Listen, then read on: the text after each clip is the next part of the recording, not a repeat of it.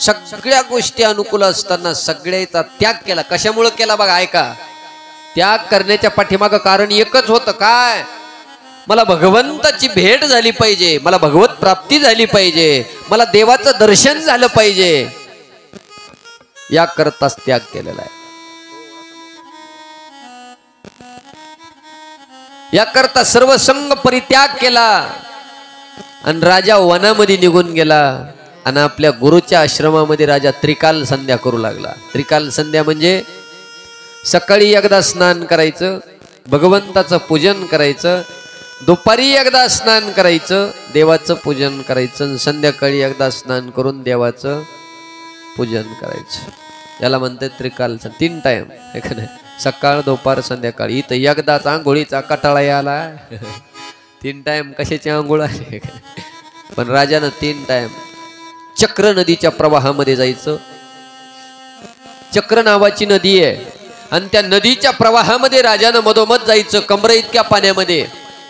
आणि कमरे इतक्या पाण्यात गेल्याच्या नंतर त्या ठिकाणी बुडी मारायची, 3 डुबक्या मारायच्या. बाबा बघा, तीर्थात स्नान करीत असताना तीर्थात स्नान कसं करावं. आता आपण पंढरपूरला जातात ना, चंद्रभागेला सगळे, इंद्रायणीला, पंढरपूरला जातात ना तुम्ही, आळंदी पंढरपूर. मग गंगेचं स्नान करायला तुम्ही जर गेला तर कडीला बसून तांब्यानं आंघोळ केल्यानं काही होत नसतंय. तांब्यानं आंघोळ करायला जमत नाही. मग कमीत कमी कमरे इतक्या पाण्यात जायचं, तिथं नाक दाबून डुबकी मारायची. ऐका, आणि डुबकी मारल्याच्या नंतर सुद्धा त्या पाण्यामध्ये काही क्षण थांबायचं. कमीत कमी 2-3 मिनिटं थांबला तरी जमतंय. जमन का? तू म्हणता तो आकार आम्हाला वरी येऊ द्याचा नाही का काय? 3 मिनिटं म्हणले आम्ही खालीच राहणार, वरी येणारच नाही. तो 3 मिनिटं नाही, कमीत कमी 2-3 सेकंद का होईन मधात थांबायचं. का थांबायचं? त्याच्या पाठीमागं कारण आहे. कारण आम्ही ज्या वेळेला पाण्यामध्ये थांबू त्यावेळेला पाणी वाहतं असलं पाहिजे. आणि आम्ही असणार आतमध्ये 2-3 सेकंद थांबल्याच्या नंतर आपल्या अंगावरचं, शरीरावरचं जे पाप आहे, हे पाप पाण्यावर आधर तरंगत आहे. आणि नंतर ते पाप जोपर्यंत पुढे निघून जात नाही तोपर्यंत आपण काही क्षण मधात थांबायचं आणि नंतर पुन्हा वरी यायचं. अशा किती वेळेला डुबक्या मारायच्या बाबा? 3 वेळेला डुबक्या मारायच्या. राजा चक्र नदीच्या प्रवाहामध्ये जायचा, 3 डुबक्या मारायच्या आणि सूर्याला अर्ध्या द्यायची राजानं. आणि त्या ठिकाणी त्रिकाल संध्या करून यथासांग भगवंताचं भजन करू लागला. पण परिणाम असा झाला, एके दिवशीचा प्रसंग आहे. राजा चक्र नदीच्या प्रवाहामध्ये गेलेला होता, स्नान करू लागला आणि तेवढ्या वेळामध्ये राजाने एक दृश्य बघितलं. समोरून एक हरणी तिथं पाणी पिण्याकरता आली होती. नेमकं तोंड पाण्याला लावलं आणि तेवढ्या वेळा त्या हरणीला कळालं की व्याधानं बाण सज्ज केलेला आहे आणि तो व्याध असणार मला बाण मारतो, आता मी जिवंत राहत नाही. मग ती हरणी पळूच गेली महाराज. आणि तिनं पहिले तीराला झेप टाकण्याचा प्रयत्न केला, नदी पार करण्याचा प्रयत्न केला. त्यावेळेला प्रकार असा घडला, ती गर्भिणी होती आणि त्याच नर हरणीच्या उदरातला जो गर्भ आहे त्या ठिकाणी पाण्यामध्ये पडला आणि हरणी पहिले तीराला गेली आणि गत प्राण झाली, मरून पडली. ते वाहत वाहत येणार हरणीचं पाडस, ते पिल्लू ज्या वेळेला तिने बघितलं महाराज, भरत राजाने विचार केला आता या पाडसाचं काय होणार. ज्या वेळेला ते वाहत वाहत येत होतं ना त्यावेळेला राजानं ते पाडस उचललं आणि आपल्या आश्रमात घेऊन आला. म्हणला याची आई आता वारली, कोण सांभाळीन याला? ऐका ना, कोण याचा सांभाळ करेल? त्यावेळेला राजा सांभाळ करू लागला. मला सांगा, राजाचा जीव त्या पाडसावर गुंतल्या गेला. राजानं सगळ्या घरादाराचा त्याग केलता, पत्नीचा त्याग केलता, मुलाचा त्याग केलता. कोणामुळं त्याग केला होता? आपली जी घरची मंडळी आहेत, आपली पत्नी असेल, मुलगा असेल, लेकरं बाळ, हे काय करायला लागलेले सगळे आपल्या भजनामध्ये व्यत्यय करायला लागलेले, म्हणून त्याग करून राजा वनात आलता. पण पुन्हा भजनामध्ये व्यत्यय आणणारं ते पाडस आणून ठेवलं आणि त्या पाडसाकडे बघायचं बाबा आणि त्यानं विचार करायचा, काय काय गोड असे, काय गोड दिसायले पाडस. मग त्याला हिरवा हिरवा चारा आणायचा, त्याला चारा आणून त्याचं संगोपन राजा करू लागला. पण त्याचा परिणाम असा झाला, राजाचा जीव त्या पाडसावर जडल्या गेला. पण पाहता पाहता वेळ कोणाकरता थांबलेली नाही.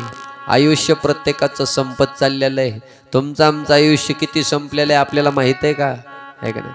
शेवटी राजाची ती वेळ जवळ आली आणि राजाचा अंतकाळ जवळ आला. राजानं बघितलं, अरे काय आता मजा माघारी मी जाणार आहे. मग मजा माघारी या पाडसाचा सांभाळ कोण करीन? याला हिरवा हिरवा चारा कोण आणून देईल? याला अंजारनं गोंजारनं कोण करीन? कोण या पाडसाचा सांभाळ करीन? असं म्हणला आणि त्या पाडसाकडे बघत बघत बघत बघत असणार स्वतःचा जीव निघून गेला. पण त्याचा परिणाम असा झाला, भरत राजा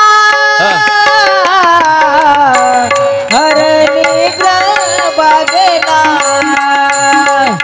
जड भरत राजा हरणी बागेला जड भरत राजा हरणी गर्भागेला जड भरत राजा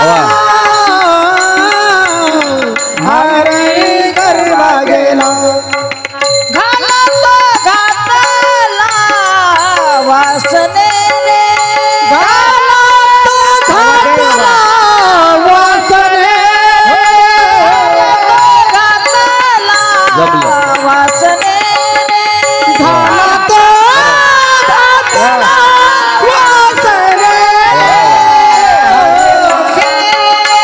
हरी बोल. जय हो गेला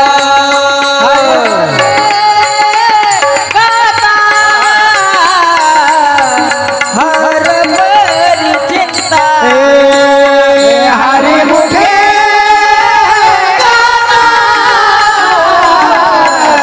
हर बरी चिंता हरी मुखे हर